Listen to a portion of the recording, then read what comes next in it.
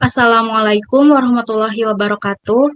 Kami, kelompok Ivan Pavlov, akan mempresentasikan resensi film dari film The Shape of Water. Kelompok kami beranggotakan pertama ada Nurdina Syarifah, kedua ada saya sendiri, Rufti Kamila Maulida, lalu ada Teti Rosmawati, dan terakhir ada Salsa Nurul Hadijah.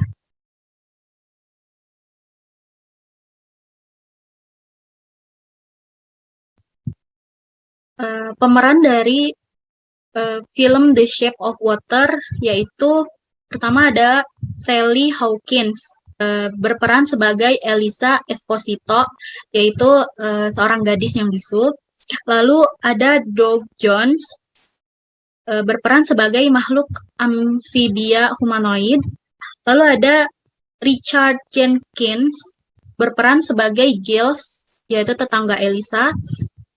Lalu ada Michael Shannon, berperan sebagai Kolonel Richard Strickland. Lalu Michael Stuhlbarg berperan sebagai Robert Hofstadter atau Dmitry Mosenkov, yaitu agen rahasia Uni Soviet. Dia juga menyamar sebagai ilmuwan di dalam film ini. Lalu ada Octavia Spencer, yaitu berperan sebagai Zelda, rekan kerja dan teman Elisa. Sinopsis film The Shape of Water. Film ini dilatar belakangi era Perang Dingin pada era 1960-an. Dikisahkan seorang wanita bernama Elisa yang tunawicara. Nah, Elisa ini tinggal sendirian dan lebih banyak menghabiskan waktunya bersama tetangganya, yaitu Giles. Nah, suatu hari, Elisa yang bekerja sebagai petugas kebersihan di laboratorium Ockham Aerospace Research Center mendengar suara aneh dari dalam sebuah bejana yang terpenuhi air. Nah, rupanya terdapat makhluk amfibi serupa monster yang hidup di dalam bejana itu. Bukannya takut, Elisa justru merasakan hal yang berbeda. Ia sama sekali tidak merasa takut dengan kemunculan monster itu. Nah, justru semenjak pertemuan itu, Elisa dan si monster ini menjalin hubungan pertemanan yang baik. Nah, sayangnya, konflik mulai muncul saat seorang agen federal berusaha membunuh monster yang dianggap jahat dan berbahaya tersebut. Lalu, Elisa, Giles, dan Zelda yang tidak menginginkan hal itu terjadi pun berusaha mati-matian agar sang monster bisa diselamatkan. Selanjutnya akan dilanjutkan oleh Salsa. Jalan cerita film The Shape of Water. Elisa bekerja di shift malam sebagai petugas kebersihan di Ockham Aerospace Research Center di Baltimore, Maryland selama Perang Dingin pada awal tahun 1960-an. Ia tinggal di sebuah apartemen di atas gedung teater. Ia berkomunikasi menggunakan bahasa isyarat. Suatu hari, fasilitas tersebut mendapat kiriman yang berisi makhluk di sebuah tabung yang telah ditangkap oleh Kolonel Richard Strickland yang kasar dan kejam dari sungai di Amerika Selatan. Richard menyebut makhluk tersebut sebagai Aset. Elisa melakukan pertemuan singkat dengan Aset. Ia jadi selalu bertemu dan mulai menyelinap ke ruang di mana Aset ditahan dengan borgol dan rantai. Elisa diam-diam menghabiskan waktu dengan Aset, memberinya telur rebus dan berbagi musik. Seiring berjalannya waktu, keduanya saling percaya dan menjadi teman.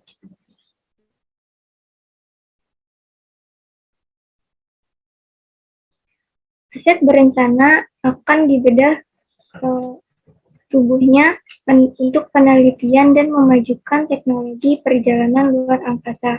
Salah satu ilmuwan pusat bernama Dmitry menolak rencana tersebut dan meminta agar Aset itu tetap hidup. Tetapi permintaan Dmitry ditolak oleh atasannya.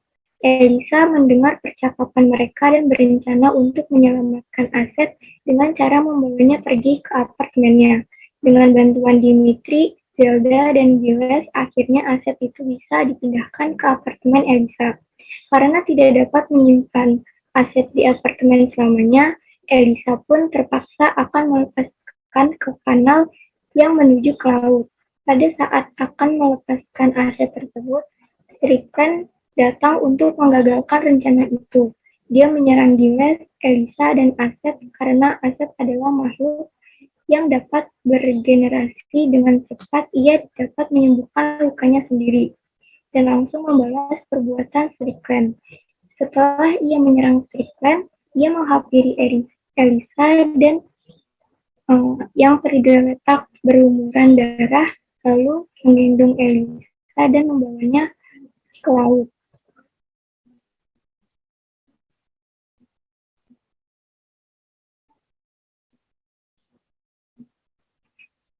Kehidupan tokoh utama.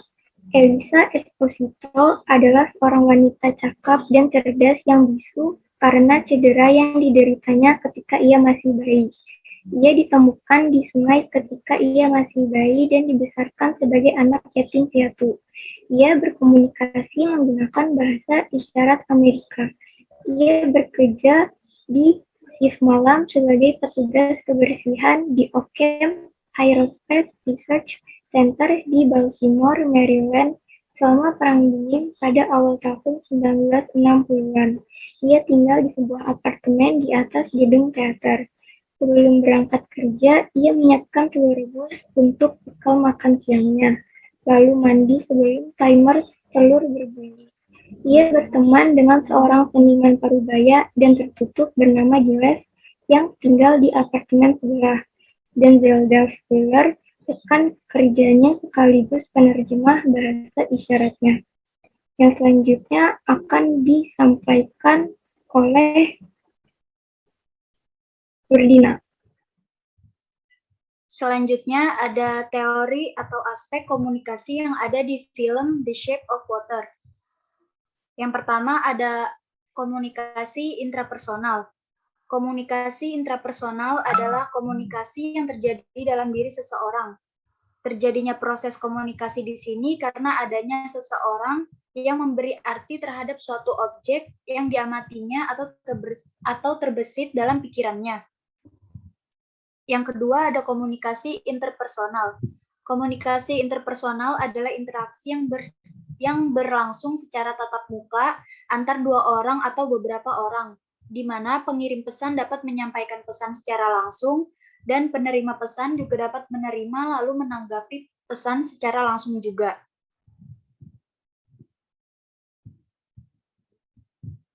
Yang ketiga, ada komunikasi kelompok. Komunikasi kelompok adalah interaksi secara tatap muka antara 3 orang atau lebih dengan tujuan yang sudah diketahui. Misalnya ada berbagi informasi. Yang keempat, ada komunikasi massa. Komunikasi massa menurut Bittner adalah pesan yang dikomunikasikan melalui media massa pada sejumlah orang.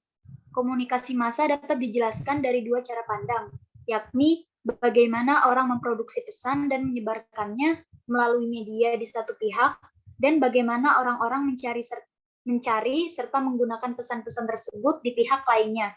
Secara sederhana, komunikasi massa ini dapat diartikan sebagai proses komunikasi melalui media massa.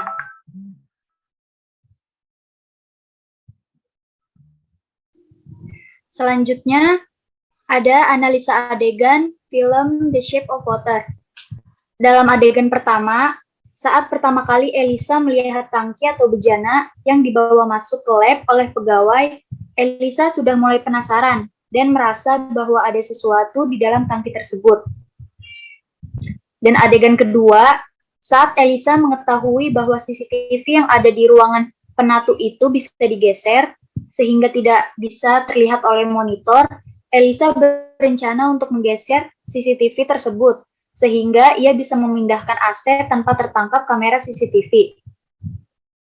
Dari 2 adegan tersebut, menunjukkan bahwa Elisa sedang melakukan komunikasi intrapersonal, berawal dari stimulus yang ia lihat atau yang ditangkap oleh indranya, kemudian menimbulkan sensasi rasa ingin tahu, dan terdorong untuk melakukan sesuatu, sehingga terjadinya persepsi bahwa ia harus mencari tahu apa yang ada di dalam tangki dan melakukan rencana tersebut.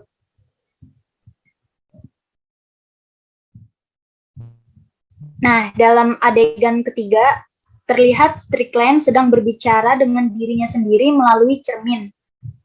Dalam komunikasi intrapersonal, komunikasi berlangsung dalam diri seseorang. Di sini Strickland berperan sebagai komunikator maupun sebagai komunikan. Dia berbicara kepada dirinya sendiri, dia berdialog dengan dirinya sendiri, dan dia bertanya dengan dirinya sendiri dan dijawab oleh dirinya sendiri. Selanjutnya, adegan yang di bawah ada Dimitri saat melihat Elisa dengan Aset menari dan mendengarkan musik bersama. Saat itu, ia menyadari bahwa Aset adalah makhluk yang pintar. Hal ini berkaitan dengan komunikasi intrapersonal, bahwa Dimitri melalui panca inderanya melihat Aset dan Elisa menari, kemudian ia menganalisis dan berpikir bahwa Aset adalah makhluk pintar karena dapat menari dengan alunan musik. Selanjutnya, presentasi akan dilanjutkan oleh Teti.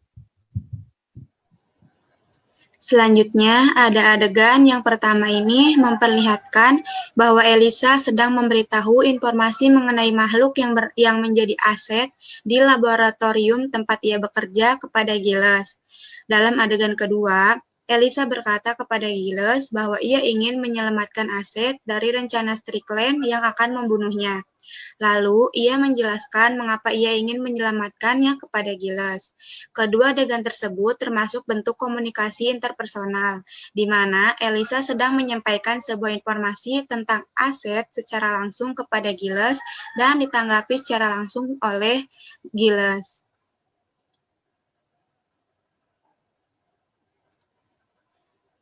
Berikutnya ada adegan yang menunjukkan bahwa ada Elisa, Dimitri, dan Zelda sedang bekerja sama untuk memindahkan Aset ke dalam mobil yang dikendarai oleh Giles, sehingga Aset bisa dibawa ke apartemen Elisa. Ini termasuk dalam komunikasi kelompok karena mereka saling bekerja sama untuk menyelamatkan Aset. Selanjutnya ada adegan yang menunjukkan Dimitri sedang melaporkan informasi mengenai Aset kepada Mikhalkov, atasannya bersama satu koleganya. Hal ini termasuk bentuk komunikasi kelompok di mana Dimitri menyampaikan informasi kepada dua orang atasannya dalam sebuah pertemuan yang diadakan di sebuah restoran. Adegan film terakhir ada Robert sedang berbincang dengan rekannya sambil mendengarkan suara dari radio yang menyiarkan tentang informasi mengenai kue pie. Ini termasuk dalam komunikasi massa, di mana orang memproduksi pesan dan menyebarkannya melalui media di satu pihak dan orang-orang akan mencari serta menggunakan pesan-pesan tersebut di pihak lainnya. Kesimpulan dari film The Shape of Water, kelompok kami menyimpulkan bahwa komunikasi banyak terjadi dalam kehidupan kita, seperti komunikasi intrapersonal, komunikasi interpersonal, komunikasi kelompok, dan komunikasi massa. Terdapat banyak adegan yang termasuk dalam contoh komunikasi interpersonal. Seperti halnya Elisa yang memilih mencoba untuk berkomunikasi dengan makhluk yang disebut Aset karena ia merasakan adanya hubungan emosional antara mereka, sehingga mereka dapat mempercayai satu sama lain dan menjadi teman. Kemudian mulai timbulnya perasaan Elisa kepada Aset. Hal ini yang membuat Elisa semakin ingin melindungi Aset dari rencana jahat siapapun. Sekian presentasi dari kelompok kami. Mohon maaf apabila ada kekurangan. Wassalamualaikum warahmatullahi wabarakatuh.